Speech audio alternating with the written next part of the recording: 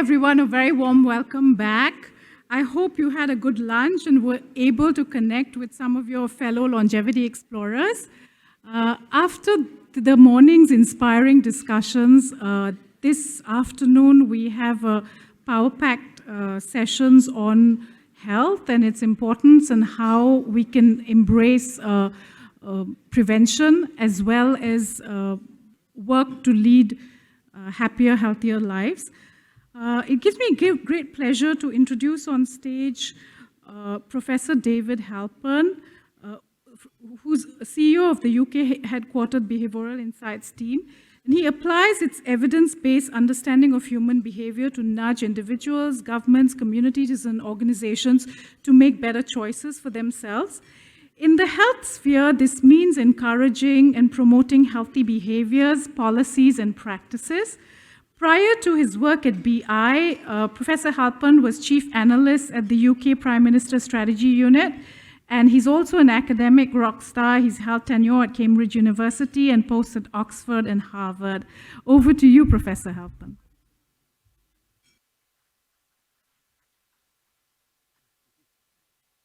Great.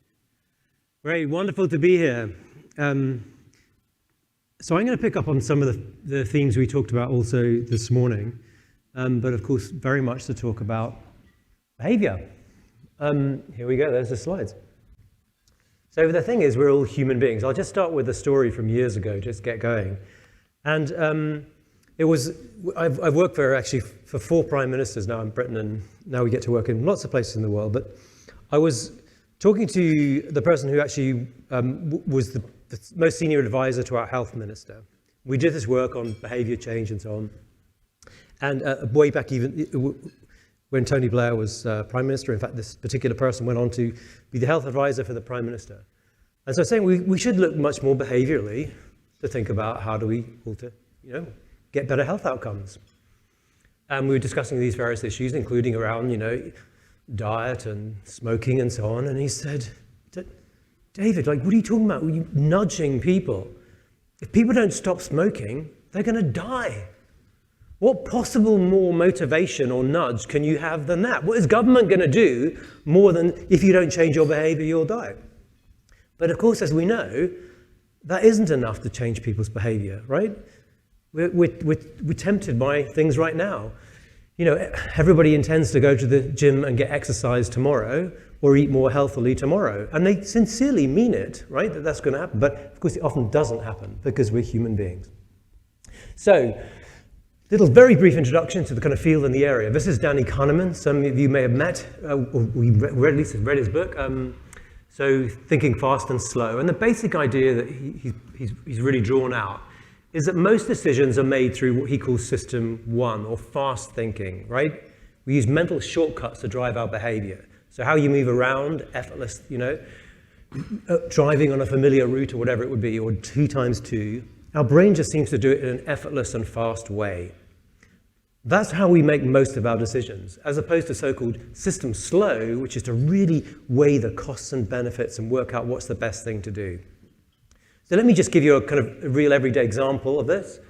So if we ask, 1,000 people, how many calories or kilojoules are in this burger, right? And they'll give you an estimate. But if we get another group, which is exactly the same way, and we say exactly the same burger, how many calories, but there's one difference. Let's have a quick look. If I get this to work. It's the burger, the same burger, but now it's got some salad next to it. How many calories in that? Well, something amazing happens, which you'll realize doesn't obey the laws of physics. When the burger has got the salad next to it, it magically has less calories than before. But this is, of course, human beings. You can see immediately why it happens, right? Our brain is doing something about averaging it out, and it's making a mistake, right? And the world is built, right, which often is using this against us in a way which can work against us in some way. So let's move on. So with that in mind, actually, in 2010, the British Prime Minister was very interested in maybe we should think more about behavior, because most things, not just health, saving the planet, etc., looks like it involves human beings and behavior. Maybe we should know more about it. So we had this phrase, which was, our government will support people basically to make better choices for themselves. Maybe it's not all about what the doctor does in the healthcare system. Why don't we do it? Isn't that a good idea? That was the idea. And so we set up this crazy team in Downing Street, and we had help from lots of people across the world. This is Richard Thaler, who got the Nobel Prize in 2015, which specifically cited actually a lot of the work which we were doing in Downing Street together. And we've since then done work across the world. So I should say the Behavioural Insights team, which was in Downing Street, is now a social purpose company owned by a charity. So we're able to work in far more places across the world. In fact, we've worked in nearly 80 countries now. So let's talk about aging. Let's talk about aging. Well, let's celebrate. As we heard already, Singapore, you are doing very well. In fact, you're doing better than we heard. You're 3 years ahead now of the life expectancy of the United Kingdom. So I don't know why you're listening to me. You should be talking the other way around. And relative to America, Laura's fantastic, you are 6.5 years ahead now in terms of longevity, life expectancy of the US, which is really impressive, particularly since the US is spending a lot more money on healthcare than you are per capita. It's worth thinking about that, really thinking about that. One thing is a bad bit of news. A lot of healthcare systems are spending a lot of money on pills and drugs. This is a graph sometimes known as Eram's law. It's like the opposite of Moore's law in computing. And it basically shows you how many years of life do you get for every dollar? And it's been going down for about, more than 50 years. For roughly about every 7 to 9 years, it doubles how much we have to spend on R&D to get an extra breakthrough on drugs. So the return is now really getting very low. And it's always, by the way, about to be a breakthrough, and it probably will be. And let's not stop spending the money, right, on interesting, innovative, targeted cancer treatments. But it is interesting, it's always about to be this breakthrough, which will be much cheaper, but it certainly hasn't happened for a very long time.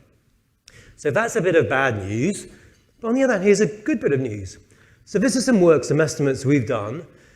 This is done for the UK, but it's very similar numbers if you work it out for Singapore, which is, what are the behavioural factors, right, and how much difference do they make if we change some of these lifestyle conditions, right? How many years of life would we get back? So we think in a country like Britain, certainly 5 to 10 years of life can be got from behavioural or lifestyle changes, which is not surprising. Another way of expressing this is about 60% now of years of life lost to so-called preventable factors are to do with these lifestyle factors. Some of them, by the way, you'll notice are very familiar, like diet and smoking and so on. Some we talk about a little bit less, like stress and purpose, and let's talk a little bit about that today. So that's pretty good news, and by the way, that helps to explain the real reason why Singapore is 6.5 years ahead of the US. It's obviously not healthcare expenditure, because that's the other way around. Right, so I'm going to just show you a little bit. I know people in Singapore always like a takeaway, so a message to remember. So here's a good one. It's a mnemonic, and it's EAST.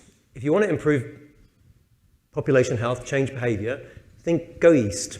And it stands for easy, attractive, social, timely. So I'm going to use that loose framework to go through some kinds of interventions. The other thing you notice as I go along, there's be quite a few graphs. If you don't like graphs, you can ignore them and just listen to me. But it's also that our team has tried to be very empirical in what we do. So easy, this basic idea. We've basically built societies, certainly in a lot of Western democracies, where it's really easy to live unhealthily, right? Wherever you go, there's temptation. When you go to a supermarket, so on, whatever it will be. So a pretty good idea is, why don't we make it easy to live healthily rather than unhealthily? Make healthy choices. It's so simple. The thing in the background, by the way, is like, just a pathway. It's kind of, paths of desire. When you're building developments, I'm sure Singapore does this, you don't put the pathways in first of all. They're called paths of desire. You see where people walk, and then afterwards you put the pathways, right? So you make it easy. So here's some examples. Well, which comes first, the salad or the chips? This is a famous example, actually, from the authors of Nudge. So when you get to a canteen, which is there first? Actually, I noticed at lunch, I don't know if it was Sal Foundation. Marianne, did you tell them to do this? The salad came first. Very good. So we all lined up there, and we start putting it on our plate, and that's very good. By the time you get to the other stuff, your plate's kind of half full of salad, right? If it had been the other way around, it would play out differently. So it's actually quite an important idea.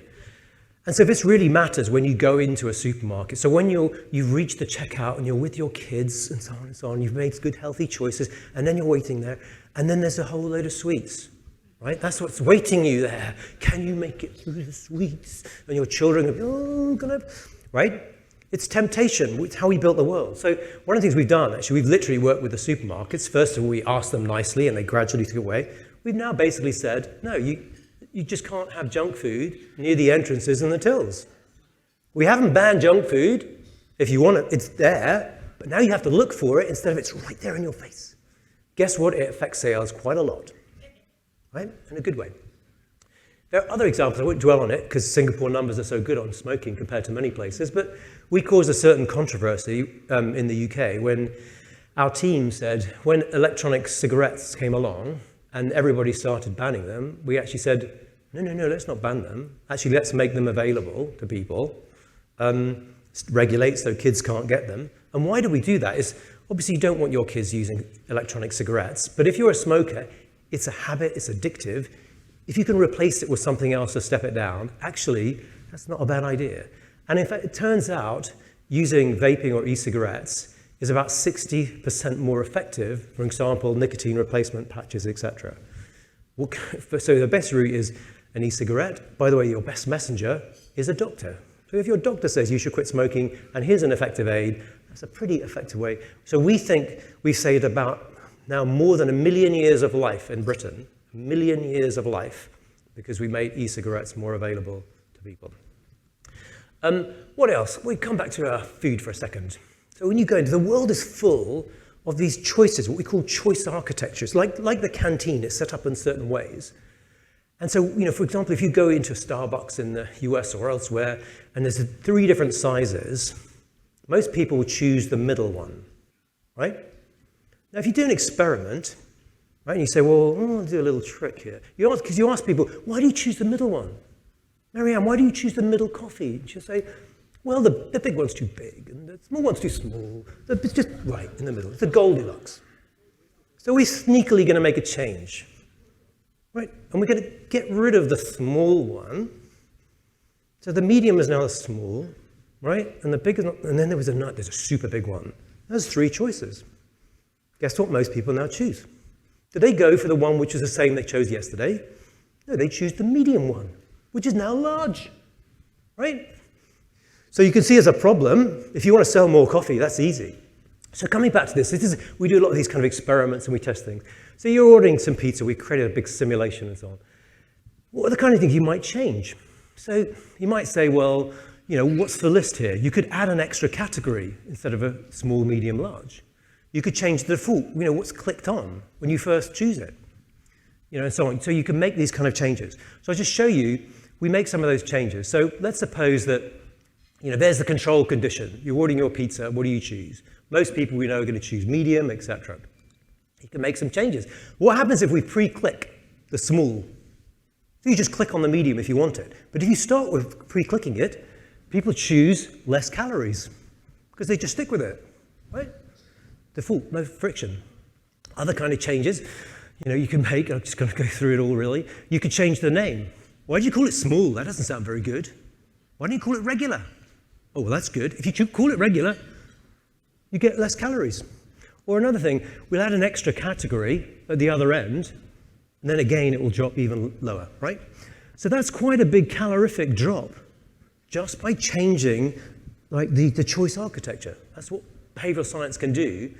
So commercial players will do it for lots of reasons. Well, we can try and use that same set of techniques to guide people towards making it easier to make a healthier choice. Right, so that was easy. Hopefully that was actually easy. Attractive.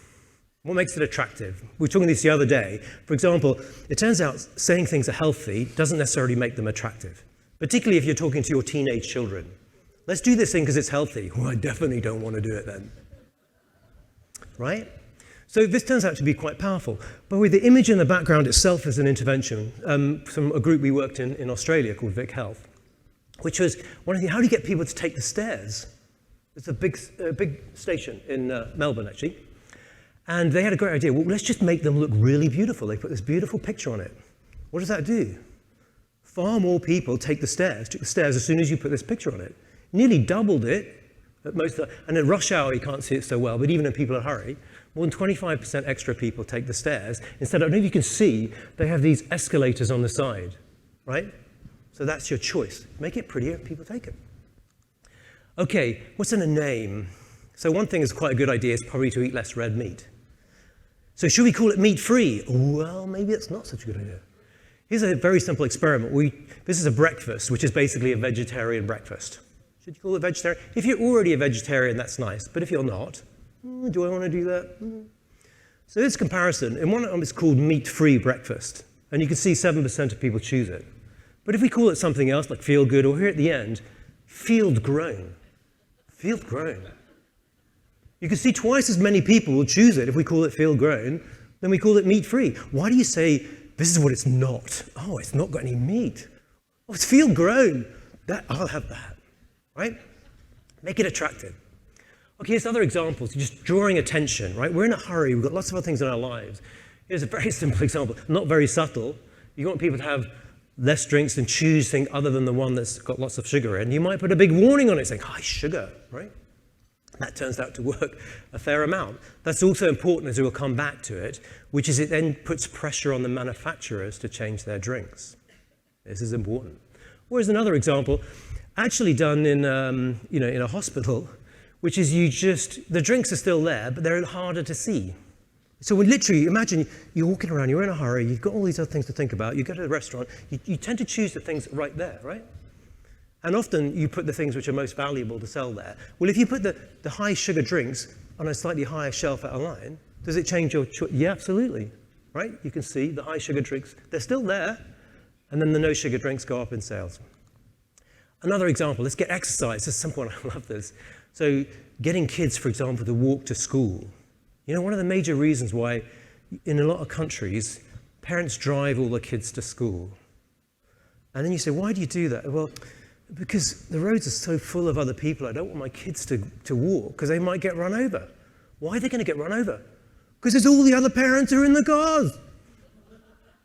Well, what do you do? So one very simple intervention is you put these footways so you can drop your kids off nearby and then you see the footprints. So just walk along this to school and you can talk to your friends. Pretty effective. All right, make it attractive. Social. The most powerful people who do nudging, who influence behavior, are not people like me or in government. They're everybody else around you, right? Other people. So and in fact we know, for example, the very famous Framingham Heart study in the US is that actually unhealthy behaviors are contagious. They're literally contagious. If your friends put on weight and get fat, then actually you probably will as well. Extraordinarily, even if they don't live close to you, if other people in your social network get fat, you will tend to do so as well. So that's giving you a clue about something important.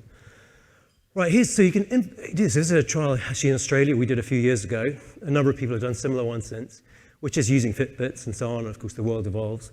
But what we do is we put people into groups, or ask them to join a group. So you don't just see, you can have a reward at an individual level, but you see how your group is, how many steps you've done. And does it make any difference? And I'll show you one of the really interesting details about this kind of result. So the blue lines are the people who are in the program. And you can see actually over here, it's a laser working. Oh, there it is. The people who are doing loads and loads of exercise, it doesn't make much difference. But you know what? We're not worried about them. What's really interesting is at the other end, the people who do the least exercise, when you put them into a social group where they see the comparison, even if they don't even meet those people, it lifts their activity quite significantly, right? There are lots of examples of this. I know this is, I don't know what number, maybe there's someone in the room from Park Run, something which has gathered over time in the world, which is just bringing people together. You can come and do a run or a brisk walk. One of the things I love about Park Run is every year, if you look at the growth in numbers, it's going up and up and up. That's fantastic. The number of people doing it. So at a typical weekend in the UK, there's 150,000 people out there doing their park run. But one of the stats is fantastic about it, which is that the average times are going down. Now, in sporting world, you think, well, that's terrible, right? We want to see the fastest person to run 100 meters or the marathon or whatever, right? Well, who cares about that? I'm not going to run a marathon in 2 hours. Are you? Well, so what's really interesting about parkrun is that the average times, right, have been going down over time. In fact, you can see, look, there it is. It's gone down from 22 minutes, for a typical run time, and now it's 32 minutes. That's good. Why is that? It's because normal people are doing parkrun now, right? It's not like, oh, I wouldn't do that. That's for super athletes. It's everybody's doing it. So it's really neat. And there are lots of other examples. I'm not going to dwell on it, but one of the variables, certainly a lot of health experts are really worried, is that we've underestimated pollution, actually. Pollution has a lot more health impacts than we maybe were aware of. And in Singapore and everywhere else, how do you get people to start driving electric vehicles, etc.? And one of the ways is you use social influence. So if you buy an electric vehicle in the UK now, you don't have to have it, but by default, what defaults? It has a green tag on it. Why would you want to do that? What does it matter? It's because you're using social influence. Otherwise, can you see, is it an electric vehicle? Oh, I can see an electric vehicle. In a few years' time, if you turn up for dinner with Marianne, she's going to look because you don't have a green tag?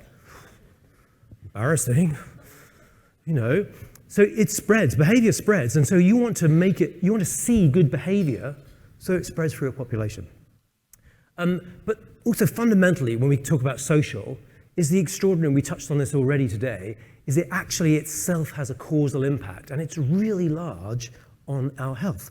So this is a very famous, many of you will know it, meta-analysis been repeated over time by Holt-Lundstad, and has this incredible comparison, which is there's smoking 15 cigarettes a day. It's really bad for you. If you didn't know that, smoking is very bad for you. But this is social isolation, right? The effects in terms of your increased mortality, right? Your life expectancy. So in other words, social isolation, as people often say, is worse than 15 cigarettes a day. That's a pretty astonishing effect. How many years, how many massive amounts of effort to drive on smoking, but not on social isolation? So what can you do things about it? Well, there are lots of things you can do about it. And there's a beautiful phrase that captures this idea, is that you create opportunities for social isolation. Actually, better than these benches, ideally you'd have some benches which are sort of in a bit of a group. And the real trick to it is essentially creating an environment where you can socialize if you want to. By the way, it's true literally for housing design. So cul-de-sacs, for example, which we have a lot of in places like Britain. So the amount of traffic on the road strongly influences in the design of the road whether you know your neighbors and whether you like them. Basically, traffic's bad for sociability. But you really want to create some version of good fences make good neighbors, which is opportunities where it's very easy if you want to talk to someone, but you're not forced together. I was actually just talking to someone at lunch, they were saying about, if they don't mind me using this example, that they live in this block and they see the neighbors on the lift and 10 years, but they don't really know their names, right? And they had some new neighbors who came in who didn't seem to know the rules. We said, oh, God, really nice to meet you. Can I have dinner? They're like, what? Now, this is an interesting dilemma. Some of you might recognize. This is a big question. Should you go for dinner if the new neighbors ask you? And it's actually a whole area of study. It's called the economics of bad neighboring or neighboring, right?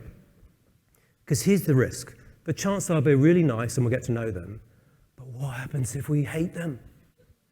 Oh my God, they're so annoying. And now we've got to invite them back. And there's going to be Christmas and we've got to say hello again. We're going to have to move flat. So it's a very logical thing to do to not say yes and to withdraw into your apartment. So what do you do about it? You've got to create opportunities, spaces where you can see there's David over there. That's great. I would like to go and talk to David, so I'll go and sit on the bench and have a chat to him or whatever. Or actually, it might be, there's David. Oh, I'm definitely going the other way. He'll talk to me about behavioral science again, and I'm bored of it. You see what I mean? It gives you the opportunity, but it gives you control. So these factors are actually very, very powerful. Can you do more about it? I mean, there's lots of examples. We heard some of them where you have active programs. I'll just give one I really like. Because one of the issues is often, older people, are they a burden or actually are they an asset? This is a Baltimore program which I really love, where they recruit groups of 6 elders, as they call them, to help out in local schools. And first of all, why the school's attitude was, are you kidding me? We've got to look after these kids. And now you want us to look after older people as well? Because once the schools get involved in the program, then this is fantastic, right? By the way, it's a 2-year minimum commitment. They ask the older people to commit for 2 years, and they deliberately recruit them in cohorts of 6 people. So they'll work together as a group. They get to know each other. And of course, these elders are wonderful in schools, and they have time to listen to kids reading and so on and so on. It's just, of course, why wouldn't we do this more often? Okay, timely. I'm aware of the time myself. So there are lots of things about behavior, which is, it's their habits, basically, right? And particularly as you get older, your habits have become more and more entrenched, right? I don't know if you ever notice if you move around, if I'm at home with my wife, we fall into the habit of, we watch TV in the evening and almost always sit with a lot of, food when we eat, right? And by the way, if you're watching food, watching the TV, it all goes and it just magically disappears. It's a very strange thing. But when you're somewhere else, actually, I would never do that. It's a habit which is now linked to our evenings together. So actually, there's an example even, you see this picture, it looks like a heartbeat. I don't know if you know what this is. I'll just show you it. These are Google searches for the word diet, right? This goes to the point timely. And my point I'm going to make is there are certain times in our lives or moments we are more amenable to change because our habits are disrupted. But this is Google searches for the word diet, and it looks like a heartbeat. So this is primarily, of course, Western data, but not only anymore. So what's going on? In fact, if you look at it, it's actually annual. So what is going on here? Do you know what this is? And what this peak? Any guesses? Just after Christmas, actually. I just spent all of Christmas eating and eating and eating, and now it's January and I'm diet. The whole world is doing it. So don't talk to people about diet before Christmas. It's a waste of time. But do talk to them about it after Christmas. By the way, there's a secondary peak here. If you look really carefully, if you're interested, you can see a little kind of goes up and down. Normally a peak. You know what that is? Sorry? It may be New Year, but this is, sorry, it tends to get dominated by the US, you go back, and the UK. It's towards the end of spring. You're thinking about what you're going to do in the summer. What are you going to do at summer? You're going to go on holiday, maybe. You might even go to a beach. Oh my God. Right? So you're thinking about holiday. So my point about this is time. When is the right moment? So not any time. So here's an example. There's been lots of efforts across the world to get people to make modal shifts. Get out of your car, go walk, cycle, whatever it will be, right? So generally speaking, even if you go door to door and you knock on doors and you do what's called a travel plan, then how do you get to work? Let's think about it. Did you know there's a really nice cycle route? You could do the following. It almost does nothing, right? Except if you've just moved house or you've just changed job. Why is that? Because your normal habits have been disrupted. So here's a trial, because in an American city, where we compare the effectiveness of there's a new cycle, scheme, it's out there, you can have your bikes, and the key issue is, what's the difference between, there's a new station, great, fantastic opportunity, versus your email, do they respond if you're a new mover, you've just moved to the area, right? That's what matters. You want to look for where someone's behavior is disrupted, here's an alternative, right? That's the right moment, timely. The last thing is, if you think also about many of the journeys that people are on, it's got a timely element. If you say, I'm going to get from being in the sofa or being unwell, oh my God, it's too big a step. You have to break it into smaller steps, right, in an effective way. Okay, moving upstream, and where it's time. So a lot of those are kind of little nudges. You can build them in the environment. But what you really want to do is you want to change the environment so it's easy to make the healthy choices, right? So let me show you a few examples of this. This is a famous thing from a number of years ago, built actually in Britain, called the obesity map. And it was kind of showing all the variables and how it drives, what makes you fat. And it's really complicated. And what happens, everybody would look at this. I remember having this discussion with policymakers, and there was a guy who I saw actually who used to run our big body which was responsible for advertising. And he literally had it in his coffee table, under the glass in the coffee table. So I said, his name was Lord Curry, David Curry. I said, that's weird. Why do you have that really complicated obesity map? Oh, you wouldn't believe the number of people who come in here and say, can't you do something about advertising and junk food and so on? It's really helpful. I could just point to it and just say, look, it's just one of those arrows in there. So what's the point, right? So you get defeated by the complexity of it. But the alternative is to say, well, actually, there are places where you hit this and you can really make a difference. So a simple framework we tend to use is downstream, midstream, upstream interventions. So downstream is saying to you, eat more healthily. Can you please eat more vegetables, right? Try and change your individual behavior. You can do a certain amount with that, it's pretty hard, but the alternative is you kind of work midstream. So like in the supermarket example, you still got the chocolates there, but when you go to it, there's some which are marked guilt-free, right? So I can go with my kids, oh my God, is there going to be the chocolate? Oh, wait a minute, I can choose to go that way, right? It's made it easier in that context. But the upstream ones are really, why don't we get the sugar out of the food? Sugar's being put into everything. Can we get the sugar out upstream? So here's an example. So we worked on what's called the sugar levy in Britain. So people love soda drinks in Britain and North America. And if you look at the formulation, you can see there's kind of two bars to it. So you basically make a carbonated drink. You either put a whole load of sugar in it. At the other extreme, you tend to use some, very low, sort of substitutes. And there's a sort of gap in between. So we designed a tax, and we designed it on the basis we worked out very carefully how much we have to charge for it to make just enough people change their purchasing by putting these two lines of tax, a higher level here and here. And why are we doing that? What we really want is we want a few people in the supermarket to choose the lower sugar option. But our primary intent is not to change the behavior of the person buying it. We only need to get a few people to change their sales, right? And the drinks manufacturers start reformulating. That's what's really doing it. Did it work? Even when we announced it 2 years before, we start to see reformulation. Here's a group of lemonades, in case you don't know. There's some 7-Up there, some Sprite, Schweppes, whatever. And here's the announcements. They reformulate almost immediately. A couple of years after that, whoa, it's magic. So we have nearly a halving now of sugar in British drinks. By the way, a really important detail is the sales of sodas or drinks has actually gone up, right? So first of all, Coca-Cola, oh my God, we're going to fight you on this. And now they're like, actually, we quite like this, right? It's driving substitution. It's driving the reformulation. And a key point is, even if you're not paying attention when you're in the supermarket, you're buying the same drink, but it's not got as much sugar in it anymore. And by the way, no one notices. Okay, there's a bigger example of this, which we call deshrouding, lots of choices. Can you see the difference between good and bad, healthy or not? When you go and choose your TripAdvisor, you see these things, etc. What would be the health equivalent of it? And I'll just give you one example, which I really love, which was done by the Royal Society of Public Health. There's a lot of concerns in the world about social media, right? And social media can connect you, but particularly for teenage kids, actually often doesn't. There's a lot of evidence actually on both sides of the Atlantic, right? Especially around teenage girls. It's actually quite problematic. Well, you try and go to, Facebook or Google and say, could you change it? And they're like, yeah, whatever. So they did the survey of 15-year-olds and they mapped in great detail and they said, how does it affect your sleep? How do you feel afterwards? Et cetera, et cetera.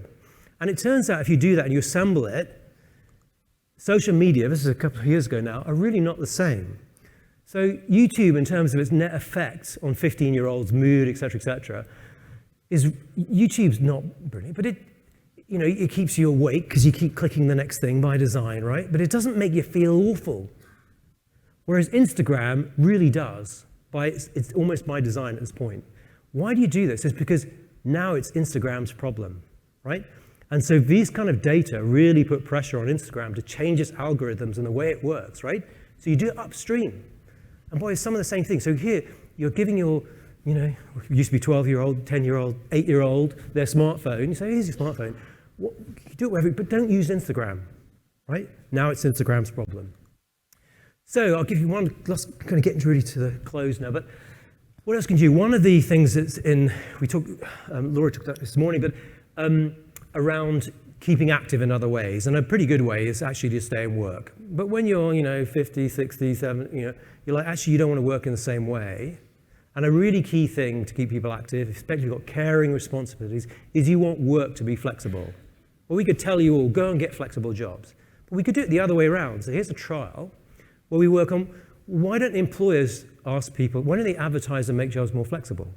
And one of the interesting things is when you talk to the heads of HR in companies, they often say, yeah, actually, most of our jobs could be done flexibly. Yeah, you could do compressed hours or whatever. But they don't advertise it in that way. So what do? We use the world's biggest job platform, and we change the choice architecture when a firm is putting up their adverts, right? And so we put a little prompt, say, do you think this job could be done flexibly? And if yes, they can just click it. That's the only thing, right? We do this with hundreds of thousands of firms, big randomized control trial. Does it make a difference? Yeah. It leads to firms putting up, you can see, about 20% more of their adverts then say you could do it flexibly, right? What does that do to people applying to the jobs? Let's have a look. Well, leads to 30% increase in the number of applicants. Right? It's a really nice little nudge, and in doing it, you're actually changing the labor market. I just one last thing as I come into the conclusion. Singapore is great at so many things, but there's one thing I would worry about, is that, here's trust in government. You can't read that very well. And Singapore, of course, is amazing because it does everything brilliantly. But on this other axis is, do you trust other people? The question is, generally speaking, do you think other people can be trusted? Actually, I could ask you in the room right now. Maybe, generally speaking, do you think most other people can be trusted? Who would say yes to that in the room? What's that about? Maybe more than half of you, probably a lot more. So you're slightly unusual as Singaporeans. Probably because of why you're here, right? Because Singapore is sitting at around, you can see, a little over 30, 35%, a third of people. That's not bad, whatever. But a lot of other countries, you can have 60, 70%. Even little old Britain is doing better than you. We don't trust our government. No. But we trust our neighbors. We trust each other. Why does that matter? Right? Because do you want to grow up in a world where you don't trust those around you? They might literally or metaphorically stab you in the back. Right? Okay, it's very consequential. Right, conclusion, live long. We have to talk about it, at least we should mention it, live long, but we also want to be happy. And generally, as you get richer, good news, countries get happier too. It's a strong relationship. One little thing, look at Singapore. Very rich, getting richer. Actually, your happiness and well-being data has not been going up, right? Interesting question, right? Why does it matter? One of the things as you get older, of course, we heard this morning, your priorities change in really interesting ways. And one of the things that really matters is you move from really concerned about pleasure to purpose, right? It becomes really important. The last thing I'd just say as I kind of conclude is, who decides? So one thing surely if you study behavioral science, you start to realize that the world in which we're living is affecting our behavior, right? The fact that Mary Ann got the salad first made you all a little bit healthier today. Who decides? Is it me? Is it government? Singapore government's very good. Should it decide all these things? Design it for you? Maybe Mary Ann should do it. She's pretty good. Or do you get to decide? And so we're big believers in one of the things to use is, why don't you get together citizens, communities, and say, what do you think? Would you like the salad first or the other way around? How do we get to shape the environments, these forces that shape us? And we think that's really important too. This is an actual bit of work with actually Vic Health in Australia, asking people about their health and obesity. And it generated really interesting results. And then my final point, you'll be glad to hear, is as I showed you some of these things, some of these aren't suppositions. We're really confident about these results because we've done lots of interventions and we've run controlled trials and we've actually figured out what works. And just a sobering thought is the world is full of good intent and nice ideas, but very often we don't actually test whether they work. Right? So it's really worth doing, and at what cost? Not least if you want to persuade the Singapore government, you might want to have, we've done a randomized control trial, this is how effective it is, this is what it'll cost. So I urge Sal Foundation and lots of others, let's make sure we test it. Nice idea, but let's test it. Very good. Thank you all.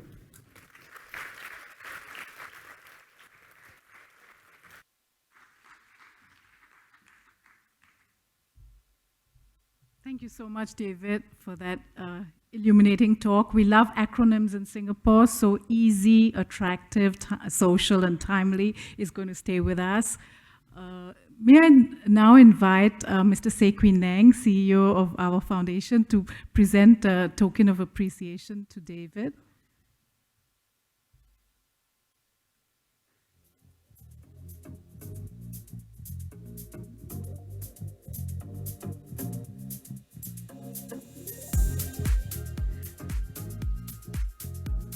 I'm now pleased to invite our panelists and moderator on stage for this next panel discussion. It's really on how we can move from just longer lives to focusing on health spans and focusing on how we can all nudge ourselves to live healthier, but also when the going gets tough, what does it mean to live well with disease and disability? The panel will be moderated by Salma Khalek, the senior health correspondent of the Straits Times. She has been a journalist for more than 40 years, 20 of which have been spent covering health. And she brings with her a wealth of experience, knowledge, and tough questions. So over to you, Salma.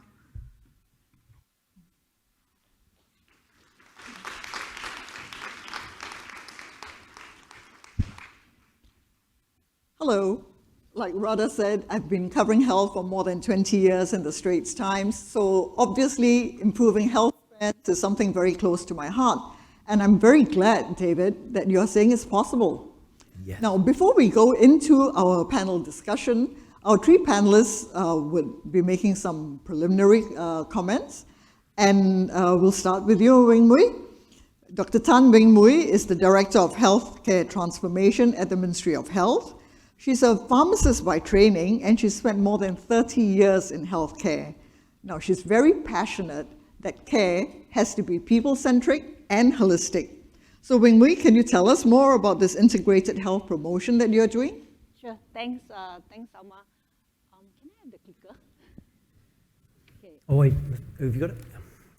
It's gone. For the slides. Green is red. Okay, well, as Salma said, let's make this informal. So I was debating whether I should start by making everybody do a mindfulness, but which I'm sure you'll fall asleep after lunch, right? Or we should just do some exercises, right? So those of you who like to stretch, please take the next 2 minutes just to stretch, right? Because I hope I will zip through my talk very fast, because this is not for me to share, but this is just to give you some idea what we are doing, right? So for those of you who may not know MOHT, how many of you know what MOHT, what's the difference between MOH and MOHT?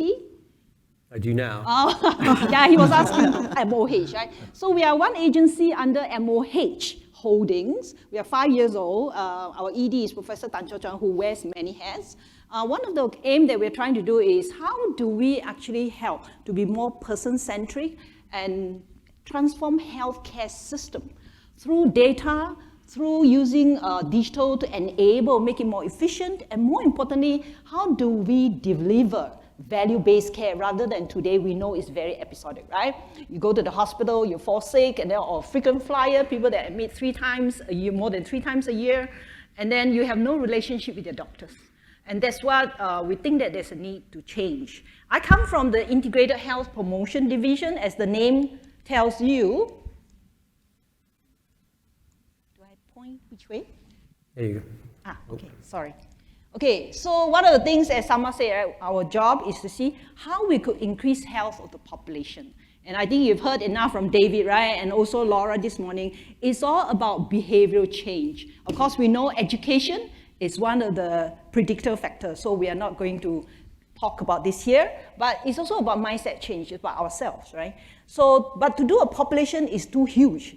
So what we do is we do a very targeted approach, trying to understand a certain segment, high-risk segment, especially those of us in Singapore, we all know, right? 3 highs, I don't know about you, right? 2/3 of my friends at my age, when I ask them, most of them would have high diabetes or high cholesterol or high blood pressure. I am one of them, right? Yeah, so is it genetics or is it because of the food that you eat? David has shown a bulk of it is your food, right? So the other thing that we look at is how do we then change lifestyle, looking at social environmental factors, and how do we build in digital to enable that?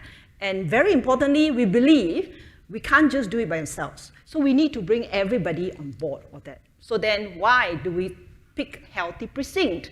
So first, we know that health is not equal to healthcare. We always think health is equal to healthcare. We always say, long ago, right? I think someone would know my ex-boss called Liak. He always said we should call ourselves Ministry of Sickness rather than Ministry of Health, right? But now we truly do Ministry of Health because our Minister Ong Yi Kang say health is not just equal to doctors, but it's also about you, your family, and the whole community. And why precinct-based? I just learned from HDB, right? HDB plan things, say this is a town, this is the neighbor, and then this is the precinct. About 6 to 8 blocks. So that's where we then look at the local level. Those of you who stay in Bedok will swear that Bedok is very different from Jurong, it's very different from Woodlands, even though we're very small, right? 26 kilometers only, you know. But localized is where we are trying to see how do we use the local network, the resources, empower them and ownership. So what is a healthy precinct? It's basically a designated geographical area where we look at how do you build conducive and enabling environment. As David said, right? How do you make sure the environment is such that people are willing to come out? Socialization is a major problem, right? We know our URA, town planning, very good, right? Within certain kilometer, you have a park. Within certain kilometer, you have a playground. But if you go down to the local level, especially very old estate, in that particular block, there's a lot of seniors. They have to walk at least more than 200 meters down. Will they go, right? And especially when they're slow, will they even want to go? So those are the things that why we pick at the very precinct level to understand deeper. And of course, the other part is how do we activate the community, as David also shared, right? Community nudging is very important. And very importantly, we're all here, right? Those of us from healthcare. Every other day we talk about integrated health and social system, but what does that mean, right? You listen to me from healthcare, if not, it's highway. Or from the social. So when I first came out from hospital, right, I go and talk to my friends in social side. They say clients. Hospital, patients. You go and talk to business people, consumers. But they're all one people, right? We're all one people, but we are being labeled differently. So how do we get people to work together? And importantly, at the end of the day, we hope, right, is that people can be aware when they stay in a healthy precinct, they can adopt and they want to advocate. So what we did is, being government agency, right? So we bring all the government agency, create this very beautiful rainbow color wheel, where we look at 9 social determinants. We then see how we map onto the different areas. First, the big brother called care and support system. Then we look at in the community, right? What do we need to do to bring them together? And very importantly, the environment. And in the center of all is how do we bring people together and activate the community for health? So taking a very social ecological model, maybe I should use what David has learned, very easy. Midstream, upstream, and downstream, right? So as a government agency, we don't do real downstream thing. We empower and enable our partners. We focus on, at a government policy level, in the community, work with the organizations, social enterprises, businesses, to see how they can advocate and also push for health. So what then we do is we create tools. For example, we work with SUTD, URA, where they did an age-friendly neighborhood study. Then they came up with this principle of what does it mean to be age-friendly in the neighborhood? What are the safety? How do you ensure walkability? How do you ensure there's social space that people will want to come out? Then we adapted their tools and created what we call an Eat Light version, environmental audit town version, where then we walk with the grassroots leaders, with the residents, to walk around to see, hey, is the area where they're living is safe enough? Are there, parks enough that is close enough for them to want to do socialization, things like that. So then, importantly, is we anchor all these based on partnership, as I said, right? It's not just about us. It's about taking an ecosystem approach, where then we bring in different agencies, coming partners together, community, to work and co-create what we call the healthy precinct. And of course, there's a top-down from the policy level and bottom-up approach. Importantly is how we leverage on the strength of the local partners. Just to give you an example, right, we started a Design for Impact workshop looking at how to build community in terms of design thinking. And for the winners, they were there, we'll help them to spread what they do. So one of the group called Garden to Garden, a bunch of volunteers come together. During COVID period, they notice seniors are being isolated. And then at the same time, we all know in Singapore, right, NEA for sustainability, every household get a pack of seeds. Then they get them together to come down to use that as a reason for them to socialize, to talk about their own emotions, to get to know each other, and then also to see how they can grow the gardens together. Unlike like early on, David said, you knock door, people may not come, but now there is something they may be interested in. Another example is we are also, thanks to Top Board, right, and Majority Trust, we're able to get some funding to then see how do we create a movement for health through our community movement champions.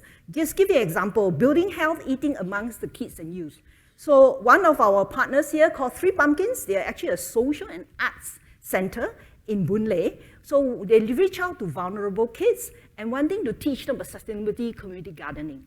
What we did is we give them a little bit of funding. Then what they do is to work with the kids. And then they started to observe. The kids actually, one of the major things is snacks. They all love snacks. I don't know about you, I love snacks as well. So then what they do now is they started to have conversation with the kids. What kind of snacks is healthy? What kind of snacks would you not want to eat? And they co-create all those things with them. And in fact, they create, very interesting, I just learned from them recently, they create a space. After you do your gardening, we will have snacks. Now, for those of you who choose healthier snacks, you sit inside here. For those of you who don't choose healthier snacks, maybe you can sit the other side instead. So now, whether that is right or bad, I was wondering as well. Maybe that's not the way. But that's a way they are trying to see how they can incentivize the kids. And they use the kids as an influencer. Go back and talk to the parent, you know. They do use social media to kind of get the kids to be excited about it. So these are some of the examples that we are doing to learn and to see how we can start to use what I call a socialization method of helping people to keep healthy rather than just counseling, right? All of us don't like to be counseled. And even if you go to the hospital, how many times will you visit hospital a year? 12 times a year, perhaps. You see a dietitian 12 times a year. You see a pharmacist maybe 12 times a year. But when you're with your friends, you might be with them every 2 weeks.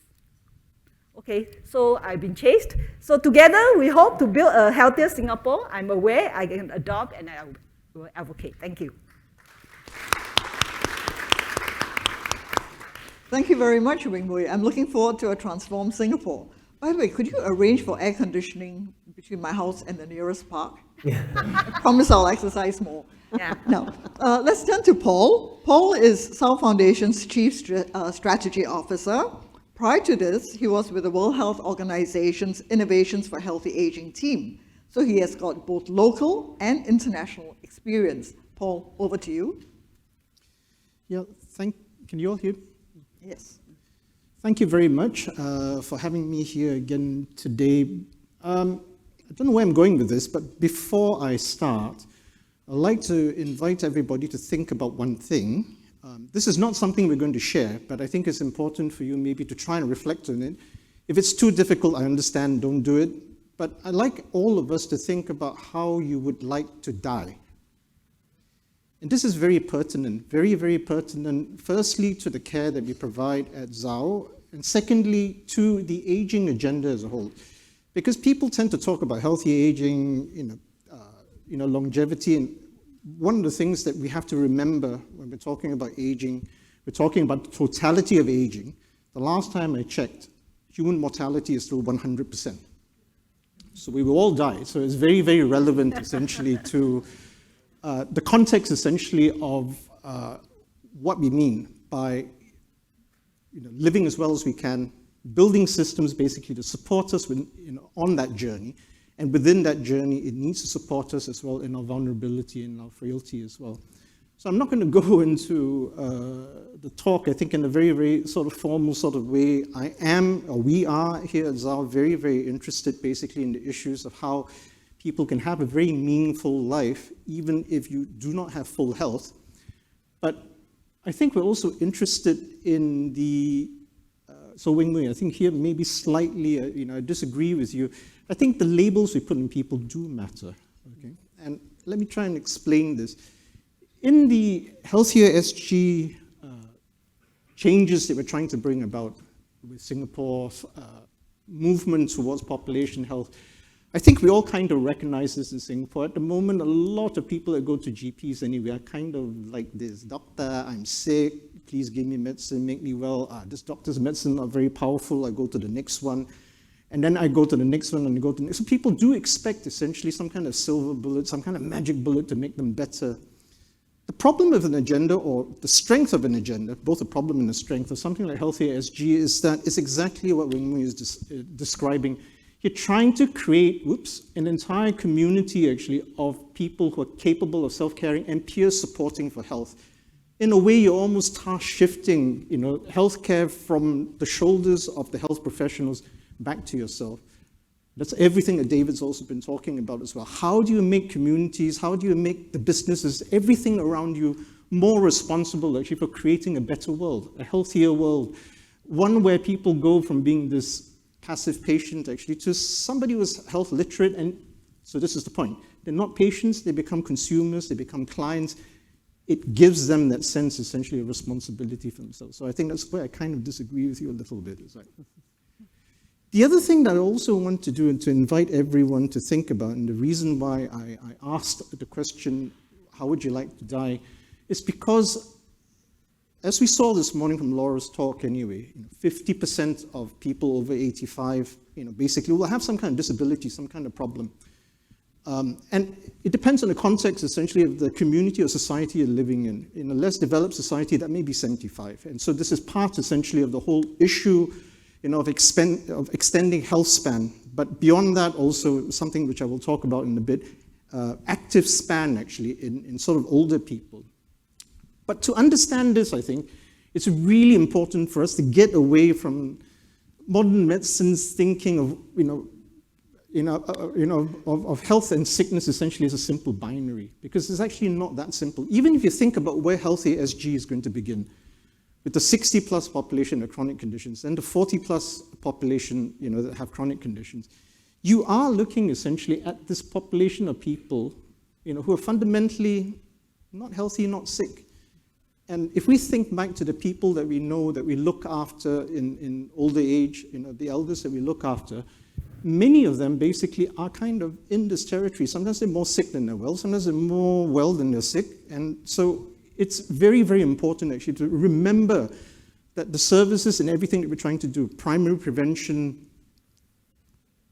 helps to keep them there, but sooner or later, people sort of slip into that. 85 to 100, that's 15 years. It's something that's worth remembering. It is 15 years, it's a decade and a half where you could be in this territory. At least 50% of people will be in this territory. So you have to, sort of deal with this. The flip side of this, I invite you to think about the same thing, but from a different perspective. It's from the perspective of disability. Again, the binary of being healthy or being disabled, not helpful. I think it's important actually to think about the fact anyway that disability also is a spectrum. You can be very disabled, requiring daily assistance, all the way to having no disability. And this is, I think, the problem with sort of discussions around healthy life expectancy, because you're looking at people with full health. But actually, the constituency that we're working with, generally anyway, are also people who have disability, require some assistance, maybe no assistance, and then those that require a lot of assistance. So I think this can be decomposed into something more usefully thought of as independent life expectancy. But even if you are struggling to get out of bed, you can still have an active life. So I think it's really important for us to actually begin to work on these concepts actually of what is a good active life expectancy, a good independent life expectancy on top of thinking about healthy life expectancies. And the fact also, I think the other thing Laura brought up this morning, is not a linear thing. You don't just get sick and that's it, it's all over, you're going to die. People move backwards and forwards on this continuum. This is why person-centered care is so important, why all these issues about understanding people, understanding their behaviors is so critical, because to help someone to want to actually get out of bed, if they're already bedbound, and we have many cases of this at the Zhao Foundation, You have to understand these factors because you actually, even if they're there, you can move them backwards. You can nudge them backwards. So a lot of the work, I think, in this requires a new kind of thinking, and I would like to suggest anyway that the British Olympic movement has quite a lot to offer in terms of this concept of marginal gains, and that was how the British Olympic cycling team went from being no-hopers to winning a majority of medals actually at the Beijing Olympics and then also the London Olympics and then following that up to subsequent Olympics. And this was the idea that, if I design my helmet, I get another 5% of speed, improve basically my suit, I get another 2% of speed, improve the nutrition, of the athletes, change the, you add all these things up and suddenly 5% plus 2% plus 3% plus, 5% is 20%. It's all the difference between not having a medal and having a medal. Why is this relevant to the population that we're working with? It's the same thing. If someone's bedbound, you can get them to sit up, that's a marginal gain, but a big, big step towards these people being bedbound and getting out of the house again. Right? So remember this, marginal gains, it may look like you're not nudging them to very much, but put them all together, you're making a huge difference. And this is the thing that we keep forgetting in this area. These people are not hopeless. Don't give up on them. There's lots and lots that we can do, for these people. There's a science to it. So the life curve approach in Scotland tells us that not all independent activities of daily living or activities of daily living are equal. There's actually a ladder to this. Going back to the things that we've been talking about in terms of nudging behavior, if you can keep people working on these things, constantly encouraging them to continue to walk the 400 yards, to do your steps, to continue to do your shopping, to continue to cook for yourself, you are more likely basically to prevent the deterioration essentially in their ADLs towards the end of life. What the life curve approach in Scotland tells us is that long-term care services all over the world, including Singapore, intervene way too late. We tend to intervene down here. And then people have a very long period essentially of disability. What you really want to do actually is to shift this curve up, keep emphasizing these things, and then you compress morbidity towards a shorter period. So it doesn't have to mean the whole of the 15 years that we spent essentially with disability. You would hope it would just be, just a couple of months. So an example basically from Zhao's own work anyway. We have this woman, Madam Wong, who was 100 years old when she died, but actually she was referred to us when she was 80 years old. And referred after extensive stay in hospital, and the hospital felt anyway, that she really needed to go to a nursing home. And Madam Wong refused. She did not want to go to hospital. She wanted to stay at home. She wanted to continue to age in place. One of the really interesting things is, if you go back to this particular chart, her red line was, I want to be able to cook for myself, up here. So we did everything we could anyway to ensure that she could continue to cook for herself. This enabled her basically to keep everything else in her life going. This is Madam Wong basically, at a day center, partaking in the services that we offer, to help her to continue to stay connected basically to her life and to her community. The end result of this is she stayed in our care for 20 years. All right. And there was a day, and that did arrive 20 years later, at 101, when she could no longer cook.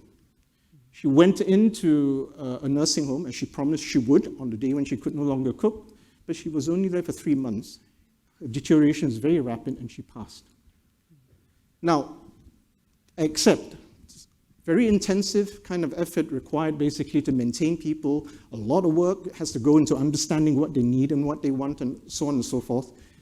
But it is a pursuit essentially of this type of person-centered care, this kind of understanding that will enable us to have a longevity that has meaning and prevent, I think, all of us from having 15 years of life that is an absolute burden and a curse. So I leave you with this idea, this thinking about marginal gains, about nudging basically behavior before things get too bad. I leave you also with your own thoughts basically about how you would want to die. Has that changed? Where, in your own journey, do you see all of this fitting either into the lives of your parents, your grandparents, or yourself?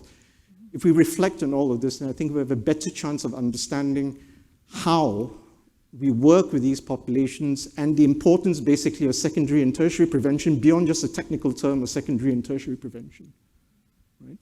So I'll hand it over. Thank you.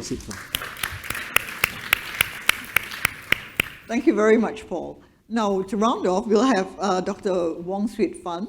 She's had a very interesting career.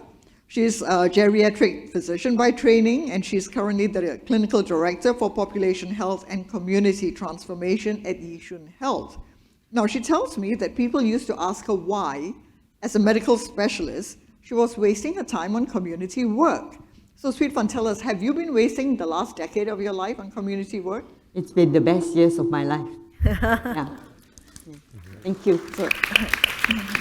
Thank you, Sama. I'm just going to start very quickly here. David, thank you for introducing this study. I'd just like to say something people who may not have read the paper, you may not know, okay? 60% of the studies involved in this meta-analysis, okay, involved studies of naturally occurring social relationships, okay? And what they found is that social integration actually trumps received support for survivorship, okay?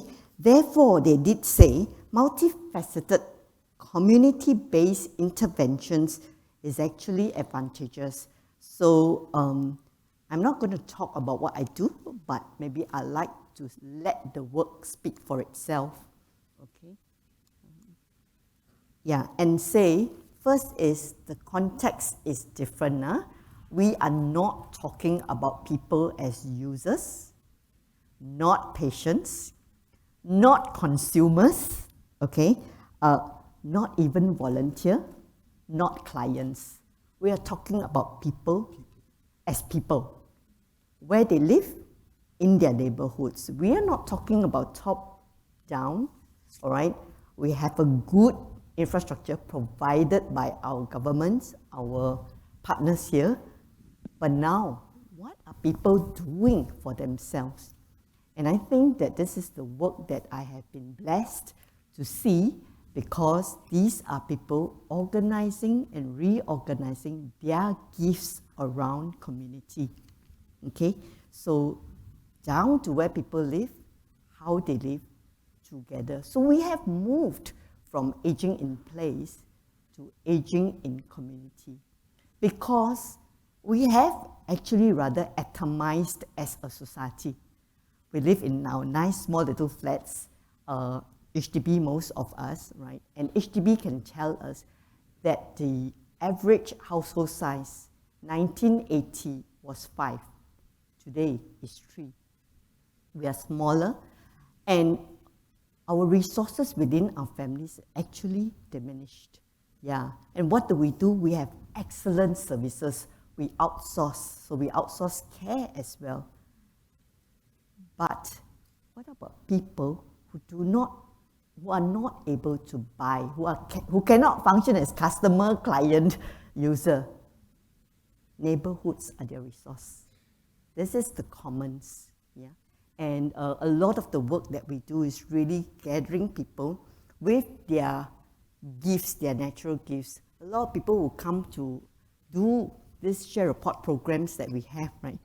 They actually say, I don't know how to do anything, no. I've only been a housewife all my life, and I've only cooked for my family. And we say, that's exactly what we need. People who would love to cook and continue to cook for a bigger family in the community. And then people who will come and do exercises with them. We don't judge them. We don't say, therapeutically, from a therapy point of view, this is not robust exercise.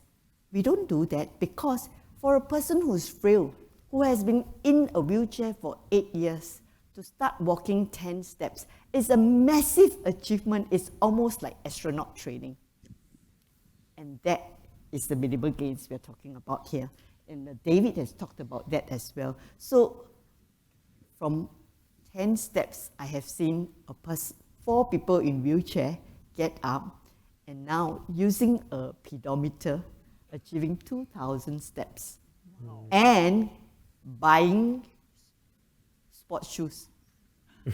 So how, I don't know how you measure this, but how do I measure it? I see how many pairs of sports shoes the 80-year-olds are wearing. I see how much makeup there is in the people who come, because when you bother to put on makeup, you are giving. Yeah. And that I think is okay, that I think is a form of measurement.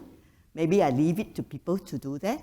Yeah, but I take your point. Be humble. Maybe I should measure it really, yeah, and show whether it does or does not work. And I think that really is the work that. So with that kind of work, we are really moving people from dependence into actually independence. But now it is into interdependence. We have to move away. Everyone has gifts. We are now interdependent on each other. And I'd just like to finish up this piece of work by saying we had a very good surprise just last week. Last week. Yeah, we had a visitor, Dr. Michael Dixon from the UK, and he visited our communities. And what he said was this: we went beyond the engagement of even volunteers. It is the wider engagement of residents that is what is a game changer. And basically, we are not creating healthy communities. We are having health-creating communities. And that is what he thinks could be helping us flatten our healthcare costs that is rising. Yeah. Thank you.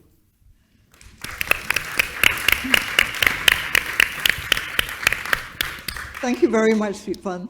You know, this is such a fascinating topic. Unfortunately, we only have about 15 minutes left of this session. I just want to let everyone know, if you have a question you're dying to ask the panelists, just stand up at the microphones. I'll let you have the chance to ask them. But being the moderator, I get first. Okay? I'd like to ask David. You know, you spoke of all these nudges, supermarkets not putting sweets, lollipops at the checkout counter, things like that, and it does change behavior. Great, but how are you going to nudge the businesses into doing things like that? So I think there are a number of ways of doing it. One is we're very keen on, it's a horrible word, but shrouding, helping consumers make a good choice. Mm-hmm. So in many countries and places, and I'm sure it would be true in Singapore, let's take the example of supermarkets. Right. So I've done this with our ministers, and I've said, within a mile of where your office is, in your constituency, do you know how many supermarkets there are? I'm not sure. Normally it'd be 30. We have big supermarkets. Can you tell which one's healthy? They're very competitive. Can you sharpen the competitive pressure? I gave the example of between a product. It's true between a supermarket. If you can get a small number of extra consumers to go to one supermarket or another, actually, they'll start to compete to be healthy too. So one of the most powerful things we can do in terms of our own behavior is make choices which put pressure on some of the commercial players. That's going to take forever. I don't think it does necessarily. So we think it's a very powerful tool. We call it about, as I said, we all used to kind of TripAdvisor type things, and there are lots of areas where it's not true. So I'm not saying it's the only thing, and of course, some of the interventions, including like in the end on healthy foods by checkouts, we've actually changed the law. So, but we did it in stages, but we also did it by mobilizing consumer pressures. Because if you hadn't done it with the intermediate step, and then you've done it, okay, what are you doing? What government doing? Who are you to decide? But consumers had already moved, and so their preferences, and so many of the supermarkets, in anticipation, they'd already made the change. What do you mean you changed the rule? Did you legislate? In this particular case, we did in the end legislate, yes. You actually did? Oh, yeah. Oh, okay. So, but where supermarkets are concerned, the bottom line is more important. Yeah. So if I can't put it at checkout, I could put it prominently when you come in. I can put it, I can display it differently. Doesn't that then defeat the purpose? No, but it literally is on the rules. I mean, the supermarkets know this very, very well. I mean, we wouldn't rely on it only, but where you want to also keep it a level playing field, it really matters. Things which, then they know it very, very well. In fact, often the manufacturers, the producers of goods will pay the supermarket for positions in the supermarket. They want the end of the aisles, they want by the checkout. So you can use both those. You know, you can use the individual level, let's make the choices. You can mobilize, particularly by making it easier what's a healthy or not, to move some consumers, and then the supermarkets will, oh my God, we'll change our behavior. And then sometimes as a backup, you can, as it were, mop up those who are falling behind by changing the law. Okay, we have someone there standing, waiting to ask. Thank you so much to the panelists for your insights. So this whole conference, today we've heard a lot about how Singapore has done a fantastic job, I think, of the existing, of making sure that community health and social service programs reach all seniors. And I think now that we're moving towards healthier SG and preventive health, how do we continue to make sure that nobody gets left behind and that healthy aging continues to be inclusive? So as we know, everybody's aging from various socio-cultural backgrounds, to people with intellectual disabilities, to people who have other types of complex chronic conditions. So how do we make sure that even our preventive health continues to be inclusive? Thanks. Who would like to take that?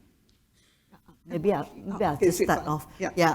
I think from a healthcare perspective, we do a lot of statistical work, you know, we do stratification, and we do a lot of this because we want to be efficient, high productivity, standardization, high quality, and all that. And that actually leaves people behind because we give them names for which we maximize our efforts into certain groups and we get maximum value out of it. So that actually leaves a lot of people behind. So stratification is good for business, stratification is good for governments, and fixing these things is what we do, right? But when we actually come to community, then we have to stop stratification, because stratification also gives people labels. And it stops us from seeing each other as neighbors. We start seeing each other as the person with the disability, the poor person, the unemployed, the returner from incarceration.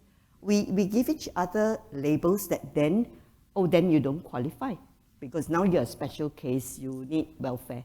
And so inclusivity is about taking away all labels and seeing people all as neighbors. And it doesn't matter what age we are, what ability we are still neighbors to each other. Yeah, I think that's what healthcare needs to stop doing.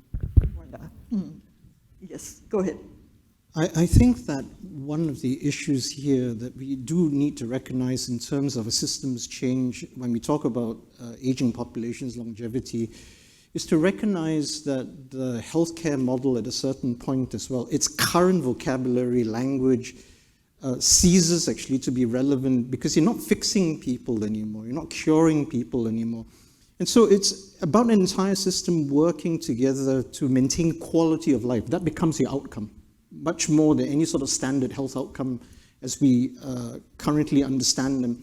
Now, once you start thinking about quality of life, you start thinking about the person and what makes their quality of life, you realize that their disease, their just becomes one facet of their identity. It's not the totality of all that they are. It's not the thing that describes them. It's not the thing that gains them entry into the system.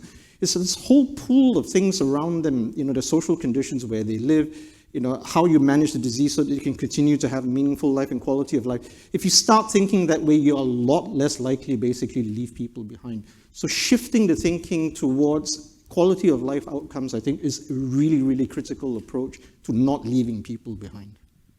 Maybe if I'm add on, I do agree. First, start with the person, right? Being person-centric, and then looking at it, you know, in terms of the outcome you want. I think perhaps from the system standpoint, not that I'm defending the government, but because in my previous job, I used to work quite a bit in another sector that look into the seniors as well as mental health sector. That's the reason why government has moved from very disease-based to health prevention, as I said. So now they're taking a population health approach, a life course approach. Just give you an example. Those of you who are familiar, right? Previously, we used to have senior activity centers and look after people with lower socioeconomic group, the so-called rental flat. But government has now launched active aging center, where then they take a population health approach in the geographical area. You're supposed to cover seniors 60 and above, regardless of their income. Because we believe that, you know, when you're senior doesn't mean you're poor, that you're healthy. You're poor, you don't need this, you don't need befriending and things like that. In fact, we know there are many people who stay in bungalows, right? They might be all by herself, 80 years old, with just a helper helping them, because the family are busy, you know. And then what do? They stay at home whole day, and that's where they start to have isolation and whatnot. So government is taking that approach in terms of how do we create the system that you have the community know to ensure there are people who outreach to them to ensure they are not socially isolated, and also be helping them to do a little bit of care coordination, linking them for the various. So now they are putting in infrastructure like this, and of course, I think some of you will know, there's this Silver Generation Office and Silver Generation Ambassador that outreach and knock door to the seniors at least once or twice a year, and just to check. And then they have also inbuilt there, when they check the seniors, they also take note of what kind of illness, what are issues. At the social side, the MSF has also started looking after people who are more vulnerable, family with kids, so that they can help them to uplift them. They create what they call a community comlink. It's a white space where then in each area, you can, you know, together with the grassroots leaders and the partners, they can decide whether this space, how do they want to bring the people together to help this family. So I think the government is realizing that we now need to move, right? And I think you all understand that our DPM, Lawrence, also talk about new social compact. So I think there are things that are moving to ensure that we don't leave people behind. But certainly, I think at the end of the day, it has to start with ourselves. How we see others and how do we treat and take care and take ownership as well. Right. We have a question there that says, when you go to a supermarket, the healthier foods tend to cost more. So it's more expensive buying fruit and nuts than it is to buy lollipops, for example. So how are you going to change behavior if, you know, it's so much more expensive to live healthy? And that leads to another question. Does it mean that people who are financially better off are more likely to be able to age in a more healthy manner? David, maybe. Well, on the last point, we know that we talk about the 10 years, but and certainly, let me say, in most Western countries, typically you'll find a 20-year gap in life expectancy according to socioeconomic. A famous one in London, for example, which is a very vibrant. If London is our Singapore, every stop on the train as you move from the centre, life expectancy drops by a year or two. So you're saying the rich live 20 years longer than the poor, and those are 20 healthier years. Generally, it's both those things. That's correct. So that is people are less affluent, yes, they have a longer life, and you get the earlier onset of, So, of course, there's definitely issues. There's other ones, not just in the price, it's the availability. You see it in the US and elsewhere, so-called food deserts, where you can't even get healthy food. So, I don't want to in any way minimize it. And of course, one of the questions is, how do you make healthier foods again, cheaper and more? But there are also generally, it's not completely true. There are quite a few health products, just fruit and veg. For example, seasonal vegetables, which can be very, very cheap, and getting the supermarkets to reflect that. But there's a lot of things we've talked about aren't really just about money. It's our ability as human beings to have contact, to listen, to care, to be interested. You don't have to be rich or poor, right? I want to add to that, because it's not a binary again. It's not about you either buy expensive or cheap. No, it is about you either buy or you can make. And communities can make. Yeah, if you are able to produce food, fresh, cheap, you can also make in groups and do that, So there are ways of making food available. If we don't see ourselves as either buying or not buying, we don't see ourselves as consumer, or we see ourselves as everything. There are times we need to buy, and there are times we can make. And that is how we can actually balance out our lives, our resources, and our lifestyles. So I think it's not a if this or that, it's an and. Yeah, we all think, right? So this is a quote, right? It is, you think you understand, if you understand one, you will understand two. Because 1 and 1 is 2, but you don't understand and. Yeah, so 1 plus 1 is 2, 1 and 1 is not 2. Thank you, That's the Sir. difference, yeah. Now we really have to give okay, Dr. sorry. Kanwaljit the opportunity to speak, but like Jeremy said, Okay. I'm terrified of her questions. No. I'm making one comment to give a bit of a local context. David talked about the 20-year life expectancy on people who are rich and not rich. I think let's add some local context to that. In Singapore, I think, if my memory serves me right, the difference in life expectancy between a Chinese male and a Malay male is about 10 years. So we need to talk. I know these are also probably socio-economic, so we also want to have a local context in life expectancy, and we don't get enough information on health span, lifespan of different, of our multi-ethnic things, so that we can then put a finger to it and then try to ameliorate that. And the second quick point, because before David comes to this, Jeremy comes with his wisdom, is I think in everything we do, agency, choice, and dignity are very important. And sometimes when we say the government is trying to do this for this people and for that people, that's not what we want. We want the government to do things, but people must have agency, must have choice, and it must be done in a dignified manner.